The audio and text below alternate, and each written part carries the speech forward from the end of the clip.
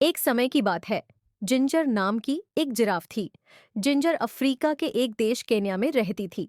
सभी जिराफों की तरह जिंजर की भी लंबी गर्दन और लंबे पैर थे।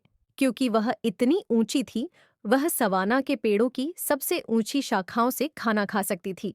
अफ्रीका में सवाना एक ऐसा क्षेत्र है जहां बहुत सारी घास और कुछ पेड़ होते हैं। कभी कभी सवाना को घास के मैदान भी कहा जाता है। अन्य जानवर जैसे झेब्रा और हिरण वहां तक नहीं पहुंच सकते थे जहां तक जिंजर पहुंच सकती थी। लेकिन जिंजर को हमेशा खाना मिल जाता था। उसे पेड़ों की पत्तियां और नई कलियां बहुत पसंद थीं। एक दिन जिंजर अपनी पसंदीदा पत्तियां खाने में व्यस्त थी और कुछ अन्य जिराफ भी उसके साथ थे। यह एक चमकदार धूप वाला दिन था और आसमान में एक भी बादल नहीं था। लंबे समय से बारिश नहीं हुई थी, इसलिए घास बहुत सूखी थी। उसने अपनी लंबी टांगों के नीचे एक आवाज सुनी। यह उसका दोस्त मिकी बंदर था। मिकी कुछ कहने की कोशिश कर रहा था, लेकिन जिंजर समझ नहीं पाई कि वह क्या कह रहा था। वह बहुत थका हुआ लग रहा था। क्या हुआ? जिंजर ने पूछा। जिंजर एक बहुत दयालु जिराफ थी और हर किसी की मदद करना चाहती थी। तभी मिकी गिर पड़ा। जिंजर एक समझदार जिराफ भी थी। उसे पता था कि क्या गलत था। मिकी को खाने के लिए कुछ नहीं मिल रहा था और वह बहुत भूखा था। जिंजर ने पेड़ की सबसे ऊंची शाखाओं से कुछ ताजगी भरी कोमल पत्तियां और कलियां खाईं। उसने कुछ पत्तियां और कलियां तोड़कर जमीन पर गिरा दी जहां मिकी था। फिर उसने अपने एक बहुत लंबे पैर के खुर से उसे हल्के से धक्का दिया। जागो मिकी, जिंजर ने कहा। मैंने तुम्हारे लिए कुछ खाने को पाया है। धीरे धीरे मिकी उठकर बैठ गया और थोड़ा खाने लगा। कुछ देर बाद जब मिकी बेहतर महसूस करने लगा तो जिंजर ने उससे पूछा, क्या हुआ मिकी? तुम इतने भूखे क्यों हो? तुम्हें खाने के लिए कुछ क्यों नहीं मिल रहा? मिकी ने कहा, कई दिनों से बारिश नहीं हुई है और अब यहाँ खाने के लिए कुछ नहीं बचा है। यह तो अच्छा नहीं है, जिंजर ने कहा। बाकी जानवरों का क्या हाल है? किसी को पता नहीं है क्या करना चाहिए, मिकी ने जवाब दिया। सभी झेब्रा, हिरण और हाथी सूखी घास को लेकर चिंतित हो रहे हैं। उनमें से कुछ सवाना छोड़ने और जंगल तक पहुंचने के बारे में सोच रहे हैं। ये तो बहुत लंबा सफर है, जिंजर ने कहा। क्या तुम उनके साथ जाओगे? मुझे नहीं पता, मिकी ने जवाब दिया। तुम्हें क्या लगता है हमें क्या करना चाहिए?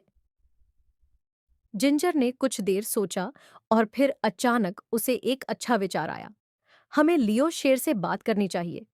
वह सवाना का सबसे समझदार जानवर है। मिकी चलने के लिए बहुत थका हुआ था, इसीलिए जिंजर ने उसे अपनी पीठ पर सवारी करने के लिए आमंत्रित किया। मेरी गर्दन को कसकर पकड़ लो, जिंजर ने कहा। पकड़ने के लिए बहुत कुछ है, मिकी ने मजाक किया। जिंजर हंस पड़ी।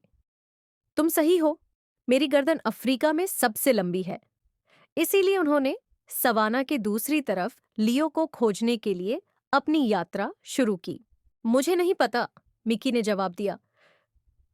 तुम्हें क्या लगता है हमें क्या करना चाहिए? जिंजर ने कुछ देर सोचा और फिर अचानक उसे एक अच्छा विचार आया। हमें लियो शेर से बात करनी चाहिए। वह सवाना का सबसे समझदार जानवर है। मिक्की चलने के लिए बहुत थका हुआ था, इसलिए जिंजर ने उसे अपनी पीठ पर सवारी करने के लिए आमंत्रित किया। मेरी गर्दन को कसकर पकड़ लो, जिंजर ने कहा। पकड़ने के लिए बहुत कुछ है, मिक्की ने मजाक किया। जिंजर हंस पड़ी। तुम सही हो, मेरी गर्दन अफ्रीका में सबसे लंबी है। इसलिए उन्होंने सवाना के दूसरी तरफ लियो को खोजने के लिए अपनी यात्रा शुरू की। लियो ने कुछ देर सोचा। उसने कहा, हम बारिश के बारे में कुछ नहीं कर सकते। बारिश जल्द ही आएगी, लेकिन हम यह निश्चित नहीं कह सकते कि यह कब आएगी। जब बारिश आएगी तो सभी पौधे फिर से उग आएंगे और सभी के लिए बहुत सारा खाना होगा। उसने थोड़ा और सोचा। मेरे ख्याल से एकमात्र उपाय यह है कि सभी जानवर जंगल के करीब चले जाएं। उसने आगे कहा, वहां खाने के लिए और चीजें होंगी, लेकिन मुझे पता है कि यह लंबी यात्रा है और यह बहुत आसान नहीं होगा। वहां पहुंचने में कई दिन लग सकते हैं। जिंजर और मिकी ने एक दूसरे की ओर देखा और फिर लियो की ओर देखा। धन्यवाद, लियो, जिंजर ने कहा। शायद सबसे अच्छा यही होगा कि वे सभी जंगल के करीब जाने की कोशिश करें। उन्होंने अलविदा कहा और फिर सवाना के पार वापस चल पड़े। अब उन्हें सभी जानवरों को इकट्ठा करने की जरूरत थी ताकि लंबी यात्रा शुरू हो सके। जिंजर को साथ जाने की जरूरत नहीं थी क्योंकि उसके ऊंचे पेड़ों में उसके पास बहुत सारा खाना था, लेकिन वह एक अच्छी दोस्त थी और जितना हो सके मदद करना चाहती थी। वे उसकी पसंदीदा पेड़ों की ओर चल पड़े। और क्या तुम्हें पता है कि जिंजर और मिकी ने क्या देखा? सभी जानवर पहले से ही वहां इकट्ठे हो चुके थे और जिंजर और मिकी का इंतजार कर रहे थे। तुम सब यहाँ क्यों हो? जिंजर ने पूछा। एडी ईगल ने हमें बताया कि तुम हमें जंगल के किनारे तक ले जा रही हो, एक झेब्रा ने कहा। उसे कैसे पता चला? मिकी ने पूछा। उसने तुम्हें लियो से बात करते हुए सुना, एक हिरण ने कहा। तो तुम सबने जंगल की ओर साथ में चलने का फैसला किया है? जिंजर ने पूछा। हाँ, सभी ने जवाब दिया। अगर तुम हमें वहां तक पहुंचने में मदद करोगी? एक हाथी ने जोड़ा। बिल्कुल, मैं मदद करूंगी, जिंजर ने कहा। मैं तुम्हारी दोस्त हूं। तो उन्होंने सवाना के पार जंगल की ओर अपनी बड़ी यात्रा शुरू की। सूरज बहुत गर्म था और वहां कोई खाना नहीं था और न ही पानी पीने की कोई जगह। और फिर उन्होंने सुना, यह गड़गड़ाहट थी। गड़गड़ाहट, सभी चिल्लाए। सवाना के जानवरों के लिए गड़गड़ाहट बहुत डरावनी थी। क्या तुम अंदाजा लगा सकते हो क्यों? आग। कभी कभी बिजली सूखी घास पर गिरती है और पूरी सवाना में आग लग जाती है। फिर सभी को भागना पड़ता है और ठीक यही हुआ। आग! वे चिल्लाए। वे उसे सूंघ सकते थे और अब वे उसे देख सकते थे। आग उनकी ओर बढ़ रही थी। जिंजर को तेजी से सोचना पड़ा। उसकी लंबी गर्दन के कारण वह सभी अन्य जानवरों से दूर तक देख सकती थी। उसने अपनी लंबी गर्दन को जितना ऊंचा कर सकी। अब उसे एक ऐसी जगह दिखाई दी जहां आग नहीं थी। जल्दी, उसने कहा, सब इस ओर भागो। सभी जानवर उसकी सलाह मानते हुए उसके पीछे भागने लगे और जितनी तेजी से चल सकते थे। जल्द ही वे खतरे से बाहर निकल आए। वे रुके और एक साथ फिर इकट्ठे हो गए। क्या सब यहाँ है? जिंजर ने पूछा।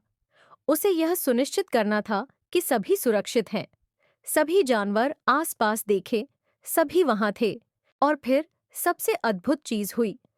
मुझे एक बूंद महसूस हुई, एक झेब्रा ने कहा। मुझे भी, एक हिरण ने कहा। ये बारिश थी।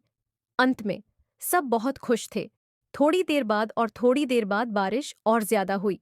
बारिश ने आग बुझा दी, इसलिए उन्हें भागने की आवश्यकता नहीं थी।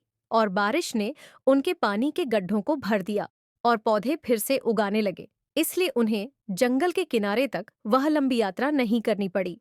जल्द ही सबके पास पर्याप्त खाद्य और पानी हो जाएगा। इसीलिए जिंजर गिराफ अपने पसंदीदा पेड़ पर लौट गई और पत्तियों और नए फूलों को चबाती रही।